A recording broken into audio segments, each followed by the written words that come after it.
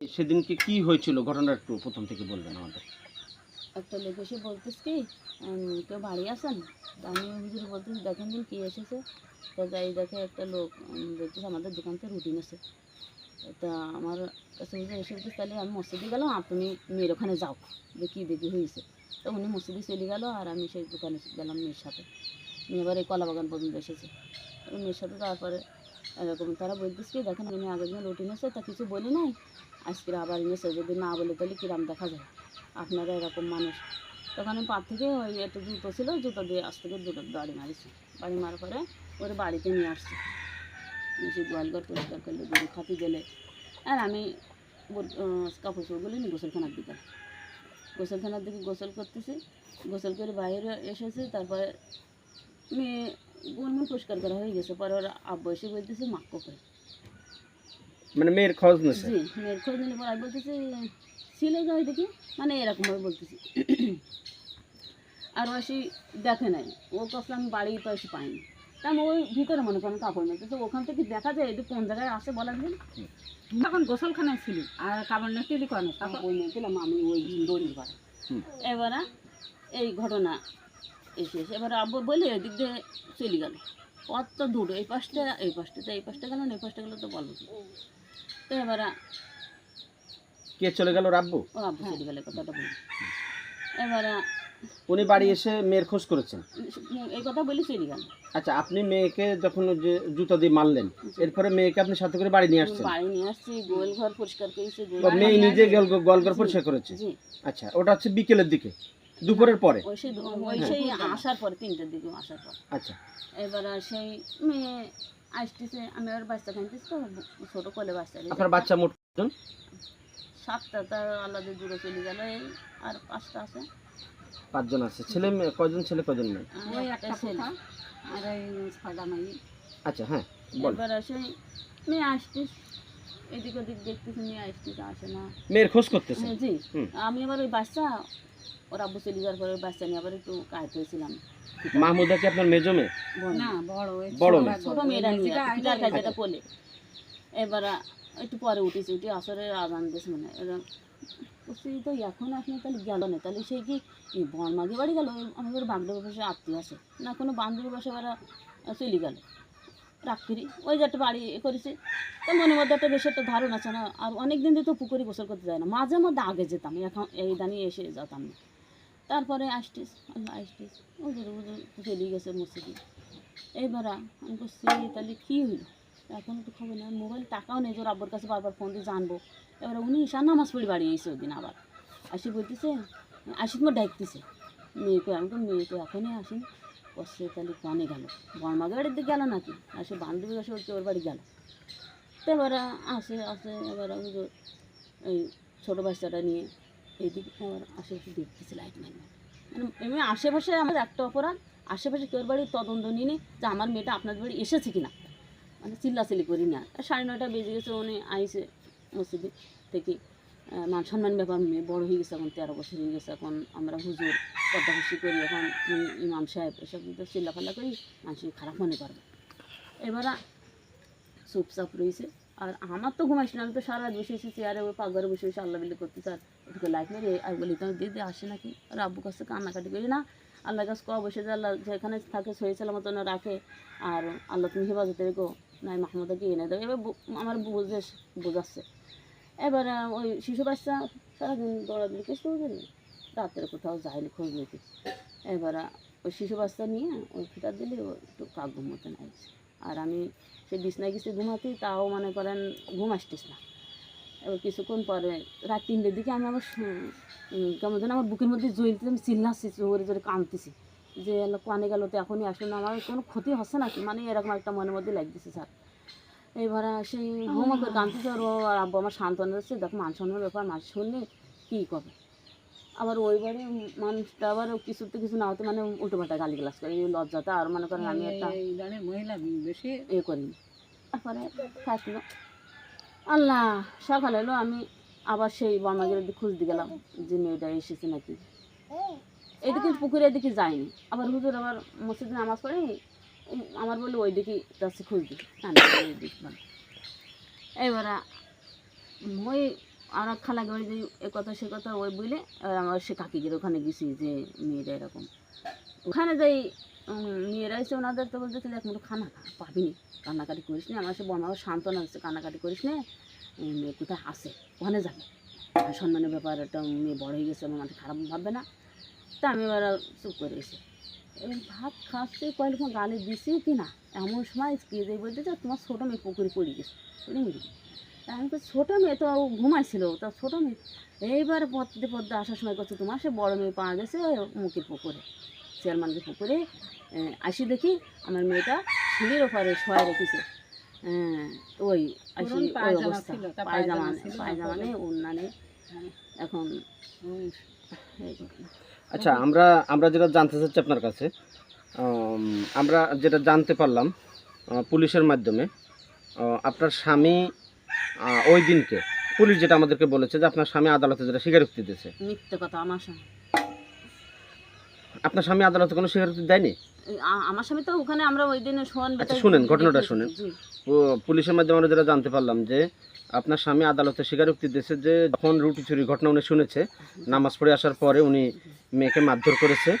এক পর্যায়ে আমরা পুলিশ এবং বিভিন্ন সূত্রে যেটা জানলাম যে উনি মেয়ের গা টিপে ধরেছে, ধরলে মেয়ে মারা গেছে। এরপরে মেয়ের লাশটা পুকুর পাড়ে নিয়ে যে আপনার রেখে দিয়েছিল, পুকুর পাড়ে নিয়ে রাখার পরে তারপরে ঈশার পরে যে উনি ঈশার নামাজ পড়ে এসে নিজেই লাশটা পানিতে ছুঁড়ে মেরেছে। এটাকে আপনাকে ধারণা, একটা সন্তান এত বড় করি, আপনারা বলেন দিন, এত বড় করি কষ্ট দুঃখ করি, এই শিশু বাচ্চাগুলো বাপের বুকে রাখি, এই আমরা আপনাদেরকে এরকম হয় যে আমরা এই কাজটা করতে পারি? কখনো না, এটা মিথ্যে কথা। আমার ছেলের সাথে কখনো না, একটা সন্তান এত বড় করি মা ফেলতে পারে না। তাহলে আপনার স্বামী মূলত এই রুটি চুরির ঘটনা শোনার পরে মেয়ের চেহারা দেখেনি?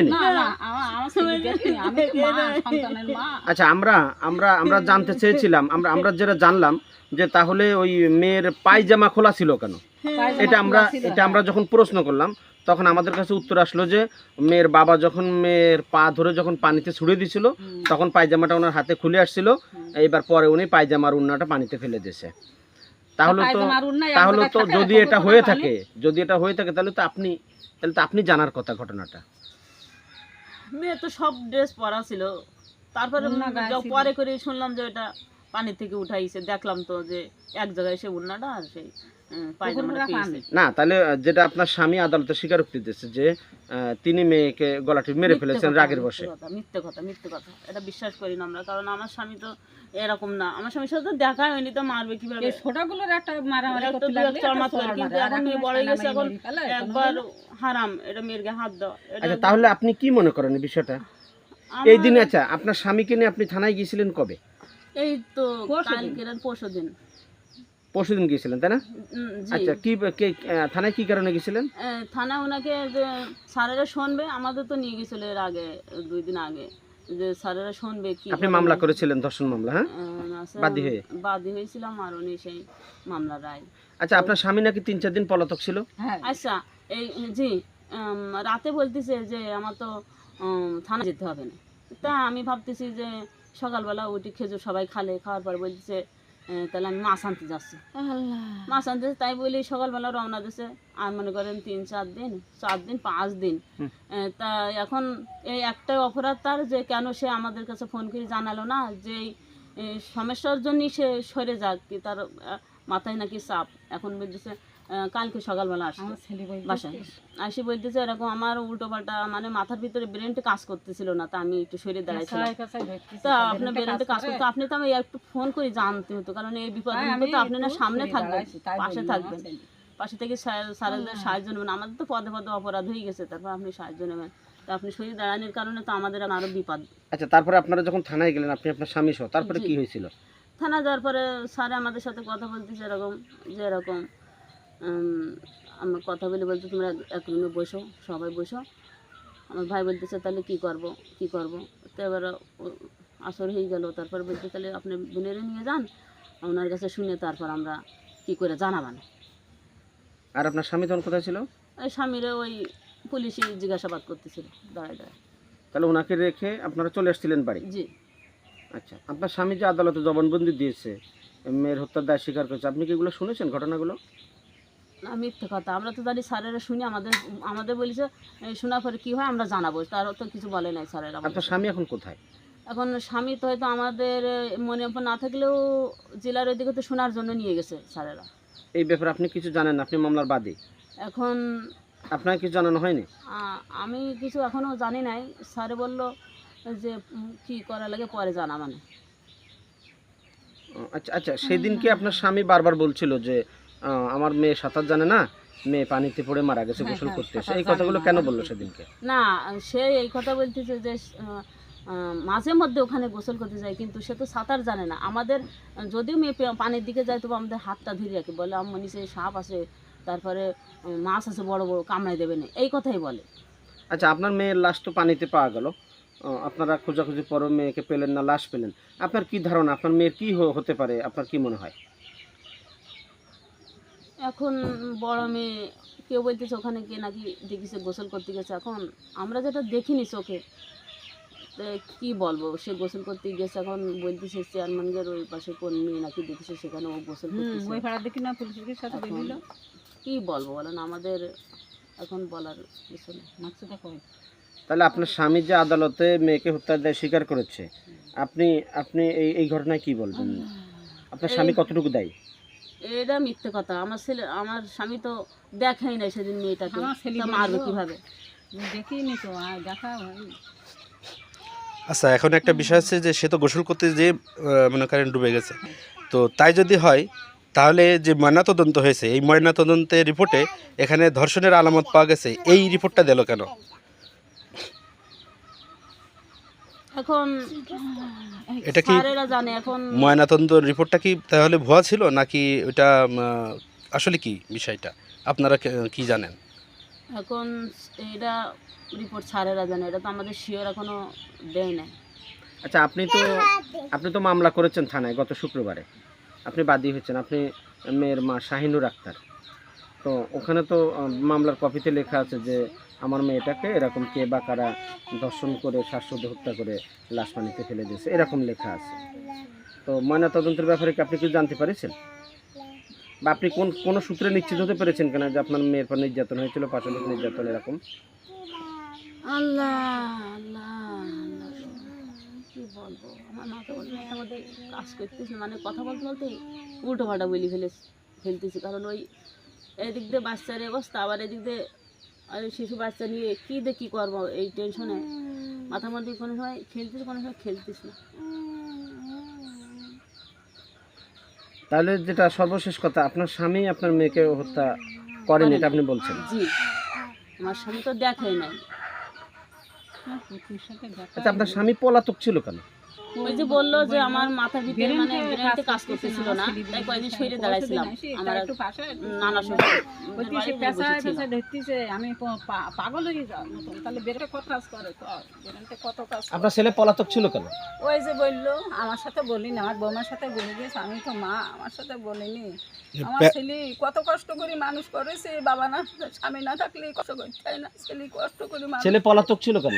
ওই যে বললো, সব পরশুদিন বাড়ি এসে বলতে তুমি পালাইলি কেন, এক তো দোষ হইতেছে, বাপ মা মারি ফেলে, আর কি বলতেছে কি ও সৎ মা, আর ও হুজুরের আর একটা বউ আছে সেই বোর মাই, এই বলতেছে। আমার ছেলে ওই একটাই বিয়ে করেছে, আর বিয়ে করিনি। আমার এই ধরনের কথা কারা বলতেছে? কারা বলতেছে তা আল্লাহ পাক জানে, ওপর আল্লাহ জানে, এক এক কথা বলতেছে। আচ্ছা, আপনার সন্তান যে ছেলে আইনুল হক সাহেব, উনি যে পলাইছিলেন, ওনার উপর কি কোনো পারিপার্শ্বিক কোনো ব্যক্তি দ্বারা চাপ আছে বলে আপনারা মনে করেন? এটা তো আমরা বলতে পারতেছি না, উনিই বলতে পারবে যে ওনাকে কেউ কিছু বলেছে কিনা। বাড়ি আসে উনি পলাতক ছিল কেন? না, উনি বলতেছে যে আমার এরকম জিজ্ঞাসাবাদ করছে স্যারেরা, তা আমার মাথার ভিতরে কাজ করতেছিল না, তাই একটু শরীরে দাঁড়াইছিলাম। তা আমি বলতেছি আপনি ফোন দিতেন নাই, ফোন দিয়ে খবর নিতেন যে কেমন আসে, তাহলে তো আমরা স্যারদের সাথে বলতে পারতাম যে স্যার এরকম আছে এক জায়গায়, অমুক জায়গায় আছে, উনি তো টেনশন করতেছে তাই একটু শরীর দাঁড়াইছে। তো আপনি তো এইটাও খুব অপরাধ করেছেন। উনি বাড়ি থেকে চলে গেছিলেন কবে? শনিবারের দিন, শনিবারে আর সকালে। বাড়ি আসছিলেন কবে? কালকেরা কি বার গেছে? শনিবারের দিন গেল, শনিবার কালকের আগের দিন। বুধবার দিন আসতে পারে। বুধবারের দিন আইসে, খানিকটু বেলা হয়ে তাই আইসে, 8:30 বেজে কি তাকে ডাকবে। ঠিক আছে।